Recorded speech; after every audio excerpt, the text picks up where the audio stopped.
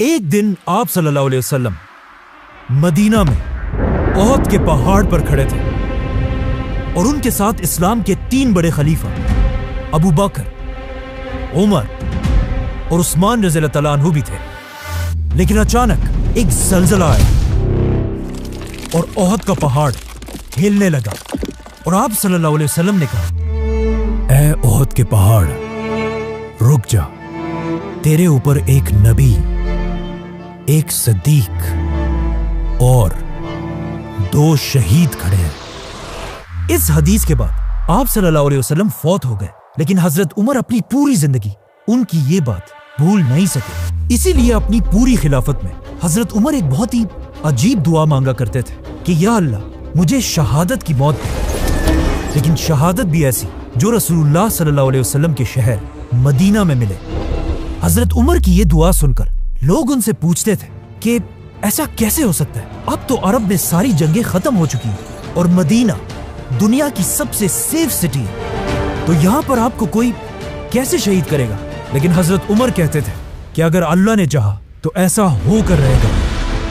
لیکن حضرت عمر کی شہادت دنیا کا کوئی چھوٹا موٹا ایونٹ نہیں تھا، کیونکہ شہید ہونے سے پہلے حضرت عمر نے دنیا کی سب سے بڑی ایمپائر بنائی تھی۔ اتنی بڑی ایمپائر کہ آدم علیہ السلام سے لے کر حضرت عمر تک اس سے بڑی ایمپائر کوئی نہیں بنا سکا تھا۔ مطلب حضرت عمر رضی اللہ عنہ کی empire Alexander the great, Julius Caesar اور ایون فرعونوں سے بھی بڑی ایمپائر تھی۔ لیکن آج افسوس کی بات یہ ہے کہ مسلمانوں کے علاوہ پوری دنیا حضرت عمر کو صرف عمر کہتی ہے۔ ایون گوگل میں بھی انہیں صرف عمر کہا جاتا ہے، لیکن الیگزینڈر کو آج پوری دنیا الیگزینڈر دی گریٹ کے نام سے یاد کرتی ہے۔ حالانکہ الیگزینڈر کی ایمپائر حضرت عمر کی خلافت کے سامنے کچھ بھی نہیں تھی۔ حضرت عمر کی خلافت کا یہ ریکارڈ اگلے کئی صدیوں تک کوئی نہیں توڑ سکا، لیکن آخر 600 سال بعد ایک بادشاہ نے ان کا ریکارڈ توڑ دیا، جسے ہم سب بہت اچھی طرح جانتے ہیں۔ ناؤ حضرت عمر کی خلافت کے سب سے بڑے کاموں میں سے ایک فرعونوں کے ملک ایجپٹ کو فتح کرنا تھا، جو اس وقت کی دنیا کا سب سے پاورفل اور رچ علاقہ تھا۔ لیکن اب جب مسلمانوں کی ساری اٹینشن ایجپٹ کی طرف تھی، وہاں پرشین بادشاہ کو تھوڑا ریلیکس ہونے کا ٹائم ملا، اور اس نے اس ٹائم کو یوز کر کے اپنے سارے جنرلز اور لوگوں کی طرف آخری لیٹرز بھیجے اور ان سب سے کہا کہ اگر اب بھی تم لوگ نہیں جاگے تو عمر ہماری اس 800 سال پرانی پرشین ایمپائر کو ہمیشہ کے لیے ختم کر دے گا۔ جس کے بعد پرشین ایمپائر کی عوام اپنی تلواریں اٹھا کر ہر طرف سے ایک بہت بڑی فوج بنانے لگی اور مسلمانوں سے آخری جنگ کے لیے تیار ہونے لگی۔ اب جب مدینہ میں خلیفہ عمر رضی اللہ تعالیٰ عنہ کو اس بات کا پتہ چلا تو انہوں نے فیصلہ کیا کہ وہ مسلمانوں کی پوری فوج کو ایک جگہ جمع کر کے پرشین ایمپائر سے آخری لڑائی کے لیے بھیجیں گے۔ لیکن ایسا کرنے سے ان کے ایک بہت بڑے منسٹر علی رضی اللہ تعالیٰ عنہ نے انہیں روک دیا اور کہا اگر ہم مسلمانوں کی پوری فوج کو ایک جگہ جمع کریں گے تو کہیں ایسا نہ ہو کہ رومن ایمپائر دوبارہ ہم پر حملہ کر دے۔ حضرت علی کی یہ بات خلیفہ عمر رضی اللہ تعالیٰ عنہ کو بہت پسند آئی، تو حضرت عمر رضی اللہ تعالیٰ عنہ نے اپنی رائے چھوڑ کر حضرت علی کی رائے مانی اور ہر علاقے سے چھوٹی چھوٹی فوجیں جمع کر کے پرشین ایمپائر پر آخری حملہ کیا۔ اس طرح مسلمان ایک بار پھر پرشین ایمپائر کے بہت سارے قلعوں کو فتح کرنے لگے، جن میں سے ایک قلعے کی سٹوری سمجھنا بہت ہی امپورٹنٹ ہے، کیونکہ اس قلعے کے لیڈر کا نام تھا ہرمزان، جو اس وقت پرشین ایمپائر کا سب سے طاقتور جنرل تھا۔ اسی لیے ہرمزان کی سٹی کو مسلمانوں نے بہت ہی مشکلوں سے فتح کیا، لیکن یہ سٹی فتح کرتے ہی ہرمزان مسلمانوں کی فوج سے بھاگنے لگا اور مسلمان اس کا پیچھا کرنے لگے۔ بھاگتے بھاگتے ہرمزان اپنی سٹی کے سب سے لمبی بلڈنگ پر چڑھ کر زور زور سے چیخنے لگا کہ میرے پاس 100 تیریں ہیں اور ان 100 تیروں سے میں ایک ایک مسلمان کو چن چن کے ماروں گا، لیکن میری ایک شرط ہے، اگر مسلمان مجھ سے یہ وعدہ کرے کہ وہ مجھے عمر بن خطاب کے پاس لے کر جائیں گے تو میں سرنڈر کرنے کے لیے تیار ہوں۔ تو مسلمانوں نے کہا ٹھیک ہے، اس میں کون سی بڑی بات ہے۔ تو انہوں نے ہرمزان کو پکڑا اور اسے سیدھا مدینہ میں خلیفہ کی طرف روانہ کیا۔ ہرمزان پہلی بار مدینہ میں داخل ہوا اور اس کا خیال تھا کہ خلیفہ عمر کا ایک بہت بڑا محل ہوگا اور باقی بادشاہوں کی طرح ایک بہت بڑے دربار میں بیٹھے ہوں گے، لیکن وہ یہ دیکھ کر حیران رہ گیا کہ دنیا کا اتنا بڑا بادشاہ ایک سادہ سی بلڈنگ میں زمین پر آرام فرما رہے تھے۔ کہا جاتا ہے یہ دیکھ کر ہرمزان نے پوچھا بھی کہ خلیفہ کے گارڈز کدھر ہیں؟ تو اسے بتایا گیا کہ خلیفہ عمر کو ان چیزوں کی ضرورت نہیں ہوتی۔ لوگوں نے حضرت عمر رضی اللہ تعالیٰ عنہ کو اٹھایا اور انہیں کہا کہ یہ پرشین امپائر کا بہت بڑا جنرل آپ سے ملنے آیا ہے، لیکن حضرت عمر نے کہا کہ میں تب تک اس سے بات نہیں کروں گا جب تک اس نے یہ بادشاہوں والے کپڑے پہنے۔ جاؤ اور اسے بدل کر آؤ۔ جب ہرمزان اپنے کپڑے بدل کر بالکل عام انسان کی طرح حضرت عمر کے سامنے پیش ہوا، تب حضرت عمر نے اسے اپنے پاس آنے کی اجازت دی، لیکن اس ہرمزان کی وجہ سے پہلے ہی اتنے مسلمان شہید ہو چکے تھے کہ حضرت عمر اسے سزائے موت دینے کا ارادہ کر چکے تھے۔ لیکن آتے ہی ہرمزان نے کہا کہ مجھے پانی پلایا جائے۔ جیسے ہی اسے پانی دیا گیا تو ہرمزان نے وہاں سب کے سامنے حضرت عمر سے کہا کہ مجھ سے وعدہ کریں جب تک میں اس پانی کو نہ پیوں تب تک مجھے کوئی قتل نہیں کرے گا۔ جیسے ہی حضرت عمر نے ہرمزان کی بات مان لی، ہرمزان نے وہ پانی زمین پر پھینک دیا اور کہا میں نے تو پانی پیا ہی نہیں، بلکہ یہ پانی تو اب میں کبھی پی ہی نہیں سکتا، اور اب آپ کے وعدے کے مطابق مجھے کوئی نہیں مار سکتا۔ جس کے بعد ہرمزان نے جلدی سے اسلام قبول کر لیا اور اس طرح مدینہ میں اپنی جان بچا لی۔ حضرت عمر نے بھی یہ دیکھ کر ہرمزان کو معاف کر لیا، لیکن انہیں پتا تھا کہ ہرمزان کوئی عام انسان نہیں ہے، بلکہ پوری پرشین امپائر کا آرمی چیف ہونے کی وجہ سے ہرمزان کو اس امپائر کے ایک ایک کونے کا پتا تھا۔ اسی لیے حضرت عمر نے ہرمزان کو مدینہ میں رہنے کی اجازت دی، بلکہ پرشین امپائر کے خلاف اسے اپنا ایڈوائزر بھی بنایا۔ لیکن حضرت عمر کو اس بات کا پتہ نہیں تھا کہ ایک دن یہی ہرمزان ان کی شہادت میں ایک بہت بڑا رول پلے کرے گا۔ آرمی چیف ہرمزان کی گرفتاری کا جب پرشین بادشاہ کو پتا چلا تو اسے بہت غصہ آیا، کیونکہ یہ پرشین امپائر کے لیے ایک بہت بڑی بے عزتی تھی۔ تو انہوں نے اور تیزی سے اپنی فوج کو جمع کرنا شروع کیا اور آخر پوری پرشین امپائر سے ایک بہت بڑی فوج جمع کر کے ایران کی سٹی نہاوند میں مسلمانوں سے آخری جنگ لڑنے کے لیے تیار ہو گئے۔ اب یہاں پہ تھوڑی کنفیوژن ہے کہ پرشین فوج کے جمع ہونے کی خبر حضرت عمر تک کس نے پہنچائی؟ پرانے گورنر سعد بن ابی وقاص نے یا نئے گورنر عمار بن یاسر رضی اللہ تعالیٰ عنہ نے، جو ایک بہت بڑے صحابی تھے اور ان کے ماں باپ نے سب سے پہلے اسلام کے لیے اپنی جان دی تھی۔ حضرت عمر کو جب اس کا پتہ چلا تو انہوں نے اپنے سارے منسٹرز کی ایک میٹنگ بلائی اور ان سے پوچھا کہ ہمیں کیا کرنا چاہیے، جس پر حضرت عثمان نے انہیں مشورہ دیا کہ آپ کو خود ایک بہت بڑی فوج لے کر پرشین بادشاہ سے لڑنے کے لیے جانا چاہیے۔ لیکن حضرت علی نے کہا کہ نہیں، خلیفہ کو مدینہ میں رہ کر کسی اور کو بھیجنا چاہیے۔ تو حضرت عمر نے ایک بار پھر حضرت علی رضی اللہ تعالیٰ عنہ کی رائے کو پسند کیا اور 30,000 کی بڑی فوج جمع کر کے اسے پرشین امپائر سے آخری جنگ کے لیے روانہ کیا، جس کے بعد نہاوند میں اسلام اور پرشینز کی آخری بہت بڑی جنگ ہوئی اور آخر بہت مشکلوں سے مسلمان یہ جنگ جیت گئے۔ لیکن یہ جنگ اتنی خطرناک تھی کہ یرموک اور قادسیہ کے بعد سب سے زیادہ لوگ اس جنگ میں مارے گئے تھے اور مسلمانوں کے جنرل نعمان بن مقرن بھی اسی جنگ میں شہید ہوئے تھے۔ مسلمان یہ جنگ جیت تو گئے، لیکن اس جنگ کے بعد مسلمانوں کی تاریخ ہمیشہ کے لیے بدل گئی، کیونکہ مسلمانوں نے اس جنگ میں ایک ایسا آدمی گرفتار کیا جس کا نام تھا فیروز، اور جس نے آگے جا کر جنگ کے بعد عربوں نے اس کا نام ابو لولوا رکھا اور یہ مغیرہ بن شعبہ کا غلام بنا۔ لیکن فیروز باقی سارے غلاموں سے بہت ہی ڈیفرنٹ تھا، کیونکہ یہ اس زمانے کا ایک قابل لوہار تھا، جسے دیکھ کر ابو لولوا کا ماسٹر مغیرہ بن شعبہ اسے مسلمانوں کے کیپٹل مدینہ لے کر آیا जहां पर यह अपने मास्टर के लिए लोहे का काम करता था, और वो यहीं पर मदीना में रहने लगा।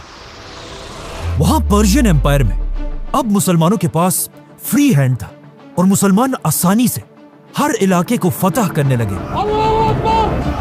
यहां तक कि मुसलमानों की एक फौज ऊपर अजरबैजान तक पहुंची और मुसलमानों की दूसरी फौज तारीख में पहली बार हजरत उमर की खिलाफत में इंडिया के बॉर्डर्स को क्रॉस करके अंदर दाखिल हुई, जो आज पाकिस्तान का इलाका बलोचिस्तान है।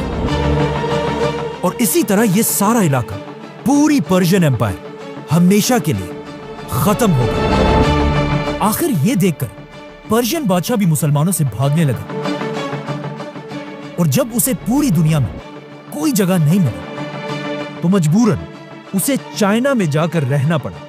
और चाइना के बादशाह ने उसे बहुत अच्छी तरह वेलकम किया। ये उसी पर्शियन बादशाह का पोता था जिसे इससे बहुत साल पहले रसूलुल्लाह सल्लल्लाहु अलैहि वसल्लम ने एक लेटर भेजकर इस्लाम की तरफ आने की दावत दी थी। और इस बादशाह के दादा ने रसूलुल्लाह सल्लल्लाहु अलैहि वसल्लम के लेटर को बहुत ही गुरूर से फाड़ दिया था। लेकिन अब हजरत उमर की फौज ने पूरी पर्शियन एम्पायर को हमेशा के लिए फतह कर लिया था। मतलब मुसलमानों की यह खिलाफत, जो एक जमाने में छोटी सी मदीना की रियासत थी, अब इंडिया और चाइना तक फैल चुकी थी और दुनिया की सबसे बड़ी सुपर पावर थी। लेकिन जैसे ही मुसलमानों की फौज पाकिस्तान के बॉर्डर के करीब पहुंची, यह हजरत उमर की खिलाफत का आखिरी टाइम था, क्योंकि इसके कुछ ही दिनों बाद हजरत उमर रज़ियल्लाहु तआला अन्हु को शहीद कर दिया गया। क्योंकि मसला यह था कि इससे कुछ ही अरसा पहले जिस गुलाम को मुसलमान पकड़कर मदीना लेकर आए थे, फिरोज या अबू लुलुआ, वो मदीना में मुसलमानों के साथ तो रहता था, लेकिन वो यहां कभी भी खुश नहीं था। कहा जाता है कि जब भी वो मदीना में अपने इलाके के बच्चों को देखता था तो कहता था कि इन अरबों की वजह से आज हम तबाह हो चुके हैं। इसके अलावा वो बार बार कहता था कि काश इन अरबों की गुलामी देखने से पहले मैं नहावंद की जंग में ही मर जाता। मतलब फिरोज के दिल में मुसलमानों की इतनी नफरत थी, और इसी नफरत के साथ एक दिन फिरोज खलीफा उमर रज़ियल्लाहु तआला अन्हु के पास गया और उनसे कहा कि मेरा मास्टर मुगीरा मुझ पर बहुत जुल्म करता है। मतलब मुझे हर दिन अपनी कमाई से उसे 2 दरहम देने पड़ते हैं। 2 दरहम। हजरत उमर की खिलाफत इतनी तेजी से बढ़ी थी कि मुसलमानों के पास अब तक अपनी कोई करेंसी बनाने का टाइम ही नहीं था। तो उनकी खिलाफत में मुसलमान पर्शियन एम्पायर की बनाई हुई दरहम्स, सिल्वर कॉइन्स को यूज करते थे। तो अबू लुलु की 2 दरहम की प्राइस को अगर आज के जमाने में देखा जाए तो कुछ 1500-1600 रुपए बनते हैं। तो जब इस प्राइस का उसने हजरत उमर को बताया तो हजरत उमर ने उससे पूछा कि तुम क्या करते हो? तो उसने कहा मैं लकड़ी और लोहे का काम करता हूं। तो हजरत उमर ने उसे कहा कि तब तो ये पैसे बिल्कुल ठीक है। लेकिन ये सुनकर फिरोज को उन पर बहुत गुस्सा आया और वहां सबके सामने उसने कहा कि उमर का इंसाफ दुनिया में सबके लिए सिवाय मेरे, और वहां से चला गया। हजरत उमर ने फिरोज को तो वापस भेज दिया, लेकिन उनके दिल में अब भी ये था कि मैं जरूर इसके मास्टर मुगीरा से इसके बारे में बात करूंगा ताकि वो इस पर टैक्स कम कर दे। इस सब के कुछ ही दिनों बाद हजरत उमर ने एक दिन फिरोज को दोबारा मदीना के बाजार में देखा और उसका दिल बहलाने के लिए हजरत उमर ने उसे कहा कि ए अबू लुलु, मैंने सुना है तुम बहुत अच्छी चक्की बनाते हो, तो क्या मेरे लिए भी एक बनाओगे? लेकिन फिरोज के दिल में अब भी हजरत उमर के लिए वही गुस्सा था। तो उसने हजरत उमर से कहा कि क्यों नहीं, मैं आपके लिए एक ऐसी चक्की बनाऊंगा जिसे आज के बाद पूरी दुनिया याद रखेगी। अब ये बात उसने एक ऐसे अंदाज में कही थी कि उससे हजरत उमर को समझ आ गई कि फिरोज उसे धमकी दे रहा है। और यही बात उन्होंने बाकी सहाबा को भी बताई कि इस आदमी ने मुझे धमकी दी है। लेकिन इस्लाम का कानून यह है कि कोई भी किसी भी दूसरे शख्स को सिर्फ शक की वजह से गिरफ्तार नहीं कर सकता, चाहे वो कोई बादशाह ही क्यों ना हो। इसीलिए इस धमकी के बाद भी हजरत उमर ने फिरोज को जाने दिया। मतलब हजरत उमर पूरी एम्पायर का खलीफा होने के बाद भी अपने आप को कानून से ऊपर नहीं समझते थे। इस धमकी के बाद फिरोज यहां से चला तो गया, लेकिन उसने अपने दिल में यह फैसला कर लिया था कि अब वो हजरत उमर को जिंदा नहीं छोड़ेगा। तो सबसे पहले फिरोज ने जाकर एक बहुत ही खतरनाक और यूनिक खंजर डैगर बनाना शुरू किया। यह एक ऐसा डैगर था जिसे सेंटर से पकड़ा जाता था और उसकी दोनों साइड्स पर बहुत ही शार्प ब्लेड्स थी। और सिर्फ यही नहीं, बल्कि इस खंजर के तैयार होते ही फिरोज ने एक बहुत ही डेडली जहर बनाना शुरू किया। उस जमाने के पर्शिया में लोग जिस जहर को यूज किया करते थे वो ज्यादातर इस हेमलॉक के पौधे से बनाया जाता था, जो दिखने में तो बहुत खूबसूरत है, लेकिन इसके छोटे से जर्रे से भी इंसान अंदर से बिल्कुल जल जाता है। इसीलिए यह पौधा उस जमाने के असैसिन्स का फेवरेट पॉइजन था और कहा जाता है कि इससे बहुत साल पहले एक ग्रेट फिलोसोफर सुकरात को भी इसी जहर से मारा गया था। फिरोज ने अपने इस यूनिक खंजर को सारी रात इस जहर के अंदर रखा और फिर अगले ही दिन फजर की नमाज से पहले जाकर मस्जिद नबवी के एक कोने में छुप गया और खलीफा उमर रज़ियल्लाहु ताला अन्हु का इंतजार करने लगा।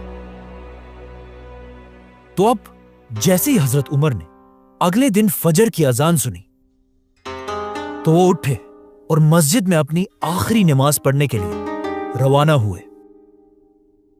हजरत उमर के पहुंचने से पहले ही मुसलमान मस्जिद में नमाज के लिए सफों में खड़े हो चुके थे, लेकिन फिर भी हजरत उमर एक एक सफ को क्रॉस करते हुए उन्हें हुक्म दे रहे थे, मुसलमानों, अपनी सफों को सीधा करो। इस वक्त अपनी शहादत से कुछ ही देर पहले हजरत उमर की खिलाफत वेस्ट में अल्जीरिया से लेकर ईस्ट में इंडिया तक फैली हुई थी। मतलब अगर आज की दुनिया के 25 या 30 कंट्रीज को मिला लिया जाए तब जाकर वो अकेले हजरत उमर की खिलाफत बनती है। लेकिन यहां पे ये समझना लाजमी है कि इस सब के बारे में आप सल्लल्लाहु अलैहि वसल्लम पहले ही बता चुके थे। हजरत उमर की शहादत से सिर्फ 25 साल पहले, जब मक्का में आप सल्लल्लाहु अलैहि वसल्लम के थोड़े ही फॉलोअर्स थे और लोग उन पर बहुत जुल्म किया करते थे, तो इन सख्त हालात में भी आप सल्लल्लाहु अलैहि वसल्लम सबसे कहते रहते थे कि एक दिन यही मुसलमान दुनिया की दोनों सुपर पावर्स रोमन और पर्शियन एम्पायर को फतह करेंगे। और यह सुनकर मक्का के लोग हमेशा उनका बहुत मजाक उड़ाया करते थे और कहते थे कि मुसलमान हमसे अपने आप को नहीं बचा सकते, तो ये लोग सुपर पावर से क्या लड़ेंगे। लेकिन आज सिर्फ कुछ ही साल बाद हजरत उमर ने अपनी खिलाफत में रसूलुल्लाह सल्लल्लाहु अलैहि वसल्लम की इन बातों को पूरा कर दिया था, क्योंकि आज मुसलमान दुनिया के सबसे बड़े सुपर पावर थे और हजरत उमर दुनिया के सबसे ताकतवर बादशाह। आखिर हजरत उमर मुसलमानों के सामने इमाम की जगह पर खड़े हुए और नमाज शुरू की। अल्लाहु अकबर। कहा जाता है कि हजरत उमर हर फजर की नमाज में कुरान की सूरह यूसुफ की तिलावत करते थे, जिसमें यूसुफ अलैहिस्सलाम एक गुलाम से पूरे इजिप्ट के लीडर बनते हैं। लेकिन आज वही इजिप्ट हजरत उमर की खिलाफत का एक छोटा सा सूबा था। लेकिन अब अपनी जिंदगी की आखिरी नमाज में हजरत उमर ने जैसे ही नमाज शुरू की, पीछे से अबू लुलू फुल स्पीड भागते हुए आया और अपने जहरीले खंजर से जोर से हजरत उमर को मारा और फिर दोबारा मारा और दोबारा मारा। इसी तरह अबू लुलू ने बहुत तेजी से हजरत उमर पर 6 वार किए और हजरत उमर जमीन पर गिर गए। यह देखकर पीछे खड़े मुसलमानों ने अबू लुलू को पकड़ने की कोशिश की, लेकिन फिरोज ने वहां से भागने के लिए अपने इसी खंजर से वहां 9 और लोगों को भी शहीद कर दिया। लेकिन आखिर जब मुसलमानों ने इसे पकड़ लिया तो फिरोज ने उसी खंजर से अपना ही गला काटकर खुदकशी कर ली। अब पीछे खड़े मुसलमानों को इस बात का पता नहीं था कि हजरत उमर पर हमला किया गया, इसीलिए वो सब कंफ्यूज थे कि हजरत उमर ने अचानक नमाज क्यों रोक दी। ये देखकर अब्दुर्रहमान बिन औफ आगे बढ़े और हजरत उमर की बाकी नमाज को पूरा किया। इसके कुछ ही देर बाद हजरत उमर ने होश में आकर पूछा, کہ ابن عباس مجھے مارنے والا کون تھا تو انہیں بتایا گیا کہ مغیرہ بن شعبہ کا وہی غلام فیروز۔ یہ سن کر حضرت عمر نے کہا کہ اللہ کا شکر ہے کہ مجھے کسی کلمہ پڑھنے والے مسلمان نے نہیں مارا۔ مطلب فیروز نے صرف 2 درہموں کی وجہ سے دنیا کے سب سے طاقتور بادشاہ خلیفہ عمر رضی اللہ تعالیٰ عنہ پر حملہ کیا تھا۔ لیکن یہاں پر کہانی کا ایک دوسرا اینگل بھی ہے۔ جب سے فیروز مدینہ آیا تھا وہ یہاں بالکل بھی خوش نہیں تھا اور مسلمانوں سے بہت سخت نفرت کرتا تھا، اور مدینہ کے باقی لوگوں سے دور رہ کر صرف ایک شخص کے ساتھ پھرتا تھا، وہی ہرمزان۔ اور کہا جاتا ہے کہ جس خنجر سے حضرت عمر کو مارا گیا تھا وہی خنجر لوگوں نے اس سے صرف ایک ہی دن پہلے ہرمزان کے پاس دیکھا تھا، جس کی وجہ سے بہت ہسٹورینز کہتے ہیں کہ فیروز کا یہ حملہ اکیلا نہیں بلکہ پرشین امپائر کی ایک سوچی سمجھی سازش تھی، اور یہ سازش مدینہ میں بیٹھے پرشین امپائر کے پرانے جنرل ہرمزان نے بنائی تھی۔ اسی لیے حضرت عمر کی شہادت کے کچھ ہی دنوں بعد ان کے ایک بیٹے عبید اللہ نے ہرمزان کی جان بھی لی تھی۔ لیکن یہ ایک بہت کنٹروورشل مسئلہ ہے اور آج کسی کو نہیں پتا کہ وہاں ایگزیکٹلی کیا ہوا تھا۔ خیر، مسلمان مسجد سے حضرت عمر کو اٹھا کر ان کے گھر لے کر آئے۔ عمر رضی اللہ عنہ کے جسم پر لگے زخم اتنے گہرے تھے کہ انہیں گھر لانے کے بعد جب انہیں کھجور کا پانی اور دودھ پلایا گیا تو وہ ان کے معدے میں جانے کے بجائے ان کے زخموں سے باہر نکلنے لگا۔ یہ دیکھ کر حضرت عمر کے ڈاکٹر نے انہیں کہا کہ یا امیر المومنین، اللہ کو یاد کریں، مطلب اب آپ کے پاس تھوڑا ہی ٹائم بچا ہے۔ یہ سن کر حضرت عمر کے پاس بیٹھے کچھ لوگ رونے لگے تو حضرت عمر نے انہیں ڈانٹا اور کہا جس نے رونا ہے وہ یہاں سے باہر نکل جائے۔ نارملی جو مر رہا ہوتا ہے لوگ اسے تسلی دیتے ہیں، لیکن حضرت عمر کی پرسنالٹی ایسے تھی کہ اپنی موت کی خبر سننے کے بعد بھی انہیں کوئی فرق نہیں پڑا۔ اپنی موت کی خبر سن کر حضرت عمر نے سب سے پہلے حکم دیا کہ مجھ پر جتنا بھی قرضہ ہے اس کا حساب لگایا جائے۔ تو پتا چلا کہ حضرت عمر پر 86,000 درہمز کا قرضہ تھا۔ تو حضرت عمر نے اپنے بیٹے اور خاندان کو حکم دیا کہ میرے بعد اس قرضے کو ادا کیا جائے۔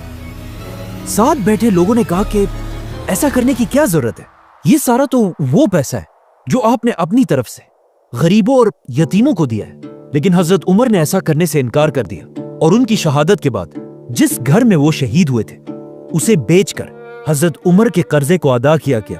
اور اس گھر کو خریدا کس نے؟ ایک بہت ہی رچ صحابی اور فیوچر خلیفہ حضرت معاویہ بن ابی سفیان۔ جب پورے مدینہ میں یہ بات پھیل گئی کہ اب ان کے بیلوڈ خلیفہ عمر رضی اللہ تعالیٰ عنہ اس دنیا میں نہیں رہ پائیں گے تو ہر گھر سے رونے کی آوازیں آنے لگی۔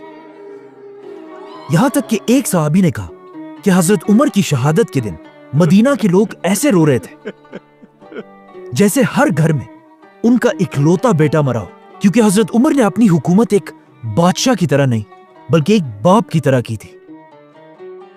اب جب حضرت عمر اپنے بستر پر اپنی زندگی کی آخری سانسیں لے رہے تھے تو انہوں نے اپنے بیٹے عبداللہ بن عمر کو بلایا اور اسے اپنی زندگی کی آخری خواہش بتائی کہ جا کر رسول اللہ صلی اللہ علیہ وسلم کی بیوی حضرت عائشہ رضی اللہ تعالیٰ عنہا سے پوچھو کہ عمر اپنے 2 ساتھیوں کے ساتھ دفن ہونا چاہتا ہے، لیکن یاد رکھنا کہ عمر ہی کہنا، امیر المومنین مت کہنا۔ عمر رضی اللہ تعالیٰ عنہ نے یہ اس لیے کیا کہ کہیں حضرت عائشہ اسے خلیفہ کا ایک آرڈر سمجھ کر مجبوراً مان نہ لے۔ یہ سن کر حضرت عائشہ نے کہا کہ یہ جگہ میں ہمیشہ اپنے لیے رکھنا چاہتی تھی، کیونکہ یہاں انہی کے کمرے میں ایک طرف ان کے شوہر آپ صلی اللہ علیہ وسلم اور دوسری طرف ان کے والد ابو بکر رضی اللہ تعالیٰ عنہ تھے۔ لیکن حضرت عائشہ نے کہا کہ آج کے دن میں اپنے آپ سے بھی زیادہ آج عمر کو اس جگہ کا حقدار سمجھتی ہوں۔ حضرت عمر کو جب اس بات کا پتہ چلا تو وہ بہت خوش ہوئے اور کہا یہی میری آخری خواہش تھی، اور ساتھ ہی حکم دیا کہ میرے مرنے کے بعد ایک بار دوبارہ حضرت عائشہ سے ضرور پوچھ لینا۔ اب عرب میں ایک رواج تھا کہ جب بھی کوئی بہت بڑا آدمی مرتا تھا اس کے لیے ایک بہت ہی مہنگا کفن بنایا جاتا تھا اور اس کفن پر ہر طرح کے پرفیومز لگائے جاتے تھے۔ لیکن حضرت عمر نے اپنے بیٹے کو سختی سے کہا کہ میرے مرنے کے بعد میرے لیے صرف ایک عام سا کفن لینا اور اس پر کسی قسم کا پرفیوم نہیں لگانا. اور پھر اپنے آخری ٹائم پر حضرت عمر نے اپنے بیٹے سے کہا کہ میرا سر اب تکیے سے ہٹا کر زمین پر رکھ دو, ہو سکتا ہے اللہ کو مجھ پر رحم آ جائے. اور اس طرح 10 سال اور 6 مہینے تک مسلمانوں کے خلیفہ رہنے کے بعد حضرت عمر اس دنیا سے چلے گئے. اور اس طرح اسلام کے دوسرے خلیفہ کو رسول اللہ صلی اللہ علیہ وسلم اور ابو بکر رضی اللہ تعالیٰ عنہ کے پاس مدینہ میں دفنا دیا گیا. لیکن اپنی وفات سے پہلے حضرت عمر نے نیکسٹ خلیفہ کے لیے 6 لوگوں کو نامینیٹ کیا تھا اور حکم دیا تھا کہ میرے مرتے ہی ان 6 لوگوں کو ایک گھر میں بند کر دیا جائے اور صرف 3 دنوں کے اندر اسلام کے نیکسٹ خلیفہ کا اعلان کریں. سبسکرائب.